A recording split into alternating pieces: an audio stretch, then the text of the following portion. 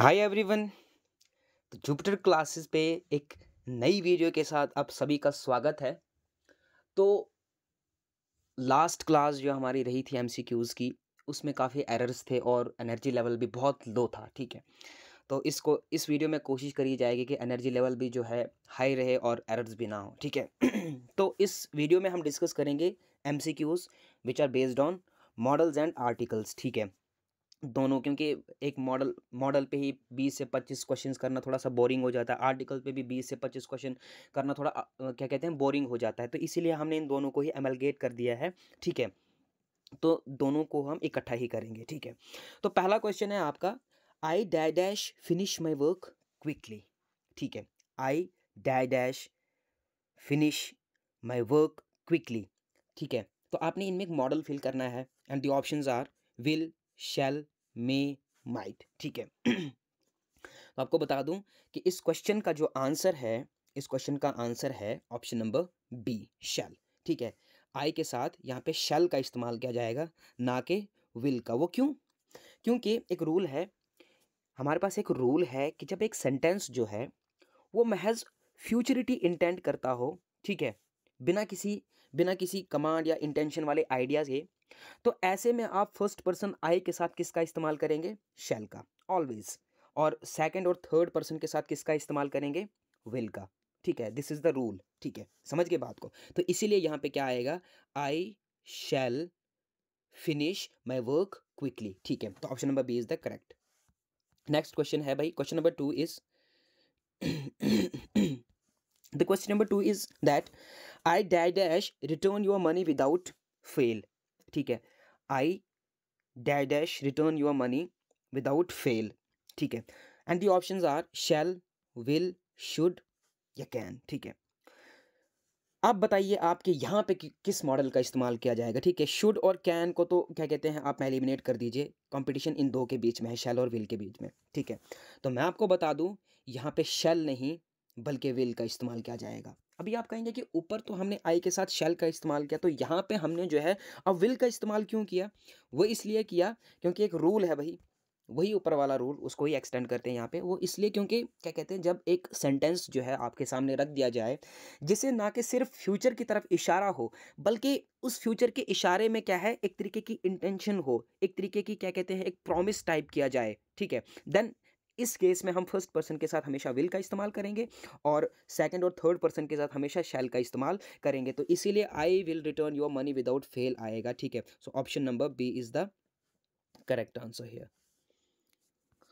Question number third is, अब question number third में क्या करना है, आपने एरर फाइंड आउट करना है। यानी आपके सामने एक सेंटेंस रख दिया जाएगा, ठीक है, उस सेंटेंस में गलती हो भी सकती है और नहीं भी हो सकती है। और गलती जो है, पूरा पूरा का पूरा सेंटेंस गलत नहीं होगा, बल्कि किसी एक खित्ते में, किसी एक छोटे से पार्ट में क्या है, कुछ गलत लिख दिया गया हो, कुछ गलत रूल हो सकता है कोई। ठीक है, किसी भी बेस्ड पे क्या है, एक एरर होगा, आपने वो फाइंड आउट करना है। तो ये आपके सामने सेंटेंस है, he does not need to go now. He does not need to go now is the sentence, and the options are he does, go now, need to go या फिर no error। ठीक है, तो मैं आपको बता दूं कि इस क्वेश्चन का आंसर जो है ऑप्शन नंबर सी है।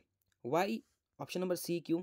अब इसलिए क्योंकि ये जो नीड है आपका मॉडल है, ठीक है, क्या होता है कि जब आप इसका इस्तेमाल करते हैं कौन से सेंटेंसेस में?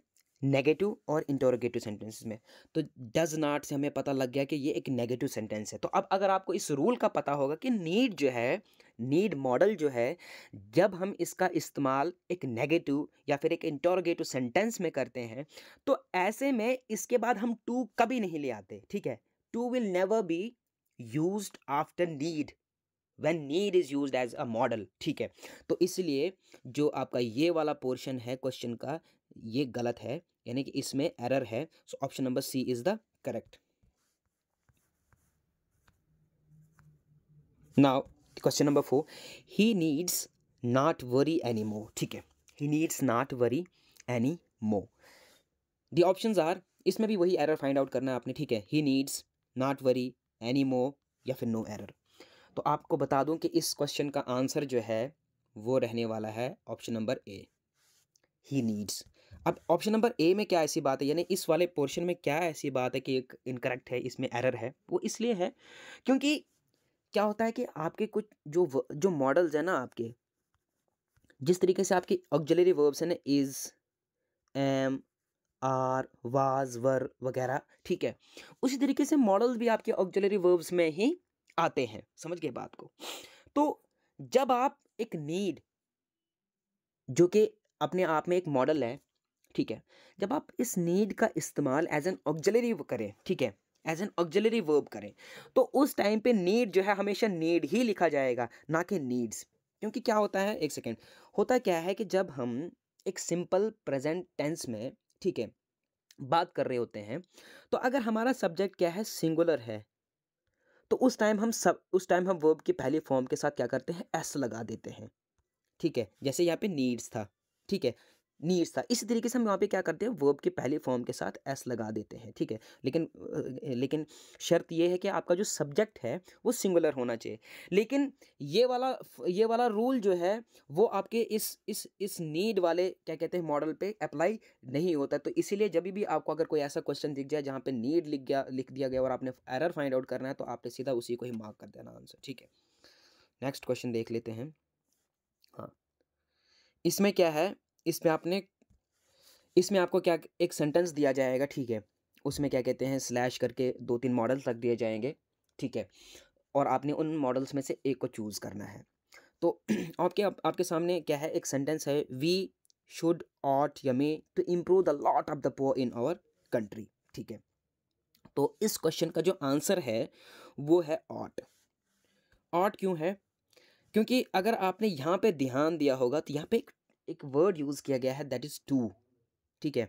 वी शुड टू, कोई सेंस नहीं बन रही है। वी मे टू इम्प्रूव, कोई सेंस नहीं बन रही है। वी ऑट टू इम्प्रूव, वो इसलिए, जब अब ऑट के साथ क्या होता है कि क्या कहते हैं, शुड और मे के साथ हम टू का इस्तेमाल नहीं करते हैं। मतलब शुड और मे अगर लिख दिया हमने तो इसके साथ में टू का इस्तेमाल नहीं करते। लेकिन ये हमारा जो ऑट है, it is always followed by to, ठीक है। तो इसीलिए we ought to improve the lot of the poor in our country, ठीक है। ये तो बहुत आसान क्वेश्चन था।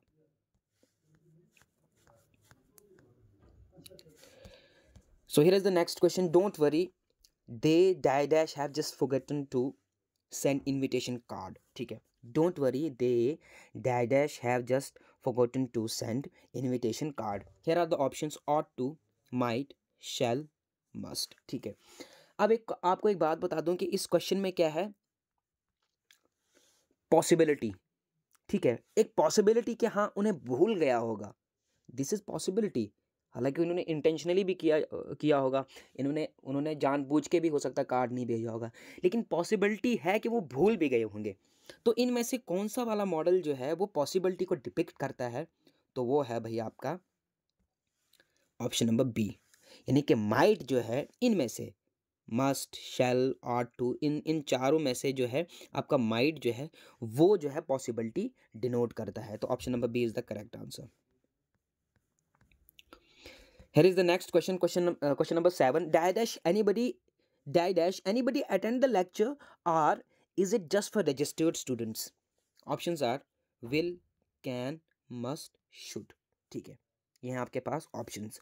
तो आपको इस क्वेश्चन में क्या है, एक तरीके की क्या है, इजाज़त मांगने वाली बात आ रही है कि क्या कोई भी इस लेक्चर को अटेंड कर सकता है, या फिर सिर्फ वही स्टूडेंट्स क्या कहते हैं इस लेक्चर को अटेंड कर सकते हैं जिन्होंने रजिस्टर किया है खुद को, ठीक है, इस लेक्चर के लिए।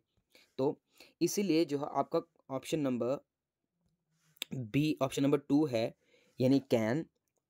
क्योंकि विल से क्या कहते हैं इजाज़त नहीं मांग सकते आप, मस्ट से, शुड से, बल्कि कैन से आप इजाज़त मांगने वाली बात कर सकते हैं, ठीक है। This is about permission, so it is can, क्योंकि ये वाला सेंटेंस जो है किसके बारे में, परमिशन के बारे में। So option number B is the correct answer, ठीक है। नेक्स्ट क्वेश्चन की तरफ बढ़ते हैं। Question number 8 is the students dash bring their books daily.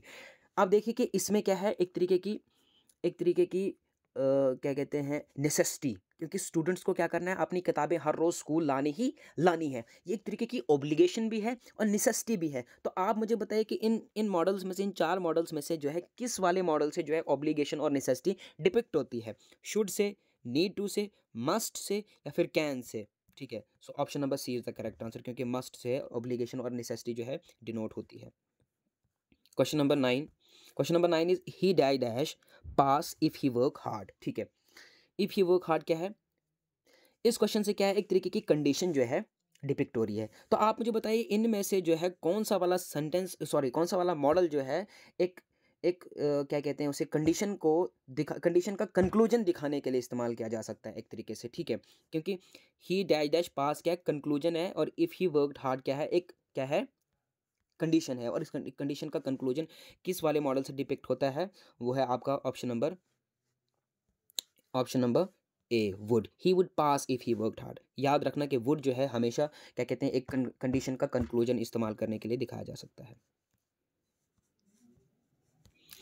Question number 10, amidst India and Maldives conflict dash dash. अब ये आर्टिकल बेस्ड क्वेश्चन है। ठीक है, dash dash Andaman and Nicobar islands are gaining the attention of Indian tourist. इसमें आपने article fill करना है। Options आपके सामने एन, द, ए या फिर नो आर्टिकल। ठीक है, ये याद रखना कि कुछ ऐसे वर्ड्स भी होते हैं, कुछ ऐसे नाउन्स भी होते हैं। ठीक है, क्योंकि आर्टिकल जो हमेशा नाउन्स के साथ में ही इस्तेमाल होता है, याद रखना। ठीक है, कुछ ऐसे नाउन्स भी जिनके साथ आर्टिकल इस्तेमाल नहीं होता है। तो आप अब आपको यहाँ पे आप बताना है कि इस अंडमान और निकोबार आइलैंड के साथ जो है किस आर्टिकल का इस्तेमाल करेंगे हम। तो याद रखिए इसके साथ हम दा का इस्तेमाल करेंगे। एक्सप्लेनेशन में एक और क्वेश्चन करा दूँ, उसके बाद में इसकी एक्सप्लेनेशन दूंगा कि दा का इस्तेमाल इसके साथ क्यों होगा। ठीक है, तो याद रखिए पहले इस क्वेश्चन का आंसर क्या है, ऑप्शन नंबर बी है। ठीक है, हाँ, ये दो क्वेश्चन साथ में हैं, इन पे ध्यान देना इन पे। क्वेश्चन नंबर 11 है, the president of Russia called the prime minister of dash dash of India. And question number 12 है, the president of Russia called the prime minister of India. याद रखना इन क्वेश्चंस में फ़र्क है। यहाँ पे रिपब्लिक ऑफ इंडिया है, यहाँ पे सिर्फ इंडिया है, याद रखिएगा। अब आप मुझे बताइए यहाँ पे आप किस आर्टिकल का इस्तेमाल करेंगे या नहीं करेंगे, यहाँ पे आप किस आर्टिकल का इस्तेमाल करेंगे। तो आमतौर पे एक रूल है कि कहते हैं कि हम जो कंट्रीज़ के नाम होते हैं ना, उनके साथ आर्टिकल का इस्तेमाल नहीं करते हैं। तो इस रूल से यहाँ पे ये निश्चित हो गया कि क्वेश्चन नंबर 12 में जो है नो आर्टिकल आएगा। ठीक है, नो आर्टिकल आएगा। लेकिन अब आप बताइए क्वेश्चन नंबर 11 में क्या आएगा। ठीक है, क्वेश्चन नंबर 11 में क्या आएगा। ठीक है, क्वेश्चन नंबर 12 में तो ठीक है, आप कंट्री का नाम है इंडिया, सिंपल नाम है इंडिया, इसके साथ आर्टिकल नहीं। अब आप बताइए यहाँ पे भी तो कंट्री का नाम ही है, यहाँ पे आर्टिकल क्यों नहीं आएगा। वो इसलिए नहीं आएगा क्योंकि जिन कंट्रीज़ का नाम किसी कॉमन नाम से हो, जैसे ऊपर क्या था, जैसे फिलीपींस, क्या कहते हैं, सॉरी, कॉमन नेम जैसे आइलैंड करके है। ठीक है, आइलैंड क्या है, एक कॉमन नेम है। रिपब्लिक क्या है, एक कॉमन नेम है। ठीक है, तो इंडिया के साथ एक, क्योंकि हमारा जो ऑफिशियल नेम है इंडिया का, हमारे इंडिया का जो ऑफिशियल नेम है वो है रिपब्लिक ऑफ इंडिया। ठीक है, तो रिपब्लिक क्या है, कॉमन नेम है। ठीक है, कॉमन नाउन है। तो वो उन कंट्रीज़ के नाम में अगर कॉमन नाउन हो या फिर ऑफ करके हो, जैसे ऑफ भी है यहाँ पे, United states of America of है वहाँ पे भी। ठीक है, उसके अलावा एक आइलैंड कंट्री हो, जैसे ऑस्ट्रेलिया आ गई हमारी। ठीक है, मालदीव्स आ गया, फिलीपींस आ गया, वगैरह वगैरह करके। ठीक है, ऐसी कंट्रीज़ हैं। ठीक है, तो उन कंट्रीज़ के साथ आप हमेशा दा का इस्तेमाल करेंगे। तो इसी वजह से हमने जो है, चूँकि ये क्या है, चूँकि अंडमान और निकोबार आइलैंड क्या है, हमारी एक यूनियन टेरिटरी हमारे इंडिया की, तो इसलिए हमने इसके साथ दा का इस्तेमाल किया, भले ही इसका नाम ए से शुरू होता है, याद रखना। क्वेश्चन नंबर 13 पे आते हैं। क्वेश्चन नंबर 13 है, we went to visit him in the dash dash. अब ये भी बहुत ध्यान रखने वाली बात है, इसमें कौन सा आर्टिकल यूज़ होगा, ए, एन, द या फिर नो आर्टिकल। तो इसमें जो भैया द का इस्तेमाल होगा। ठीक है, ठीक है, द का इस्तेमाल होगा। अब एक्सप्लेनेशन में आगे जा करके दूंगा जब मैं एक और क्वेश्चन करवाऊंगा इसी के रिलेटेड। ठीक है, आप देख लीजिए एक और क्वेश्चन है, ऊपर भी हॉस्पिटल था ना, नाउन, यहाँ पे भी हॉस्पिटल है, नाउन। ठीक है, our teacher broke his leg and was in dash dash. ठीक है, आप यहाँ पे अब दा करेंगे, लेकिन ये गलत हो जाएगा, इसके साथ दा इस्तेमाल नहीं होगा। क्यों नहीं होगा, इसके साथ क्या होगा, इसके साथ नो आर्टिकल आएगा। ठीक है, no article will be used here. अब क्यों, वो इसलिए होगा क्योंकि कुछ कुछ इंस्टीट्यूशंस क्या हैं, कुछ इंस्टीट्यूशंस होते हैं, अगर आप वहाँ जाते हैं उसके प्राइमरी पर्पस से, जैसे बच्चे स्कूल जाते हैं ठीक है। तो अगर कोई ऐसा सेंटेंस हो जहाँ पे बच्चे स्कूल जा रहे होंगे, ठीक है, और वो सेंटेंस वो बात को आपने क्या कहते हैं सेंटेंस में करना है किसी के साथ इंग्लिश में, तो वहाँ पे आप आर्टिकल द का इस्तेमाल करेंगे, ठीक है। लेकिन अगर किसी का बाप जो है, किसी बच्चे का बाप जो है वो स्कूल जाता है, तो वो पढ़ने की गर्ज से तो नहीं जाता, ठीक है। तो ऐसे में अगर उसकी बात को हमने दिखाना है तो हम आर्टिकल का इस्तेमाल नहीं करेंगे, ठीक है। तो इसलिए क्या है यहाँ पे जब जब हमने दूसरे सेंटेंस की बात करी तो इसका प्राइमरी पर्पस क्या था, उस टीचर को लगी थी टांग में, तो वो प्राइमरी पर्पस क्या है, हॉस्पिटल का इलाज करवाने जाना, तो वो इलाज करवाने की गर्ज से हॉस्पिटल गया, इसलिए क्या कहते हैं आर्टिकल का इस्तेमाल नहीं हुआ। लेकिन जब हमने ऊपर क्या कहते हैं, जब हमने ऊपर वाला क्वेश्चन किया था, ये वाला क्वेश्चन किया था, we went to visit him in hospital, ठीक है, ये हमने क्वेश्चन किया, तो यहाँ पे हम क्या कहते हैं प्राइमरी जो पर्पस है हॉस्पिटल का वो उसलिए तो नहीं गए थे क्योंकि इलाज करवाने तो गए नहीं थे, बल्कि किसी पेशेंट को देखने गए थे, इसलिए हमने आर्टिकल द का इस्तेमाल किया था हॉस्पिटल के साथ, ठीक है। कुछ ऐसे इंस्टीट्यूशंस रहते हैं जैसे जैसे आपका जैसे आपका चर्च आ गया, स्कूल, कॉलेज, प्रिजन, यूनिवर्सिटी, ठीक है। ये क्या है आर्टिकल नहीं, इनके साथ आर्टिकल का इस्तेमाल नहीं किया जाता, लेकिन कब नहीं किया जाता, जब इनका प्राइमरी पर्पस जो है वो शो हो, ठीक है। Next question, question number 15। Question number 15 is he reads dash Hindu every day with morning tea. Hindu क्या है, एक न्यूज़पेपर है, इसके साथ जो है हमेशा जो है आर्टिकल का इस्तेमाल होता है, लेकिन किस आर्टिकल का इस्तेमाल होता है, द, एन, एन या फिर नो आर्टिकल, तो इसके साथ द का इस्तेमाल होता है, ये याद रखना है। जब भी आपको पेपर में अगर न्यूज़पेपर का नाम दिया जाए तो याद रखना उसके साथ जो है आर्टिकल द का इस्तेमाल आप करेंगे, समझ गए बात को, ठीक है।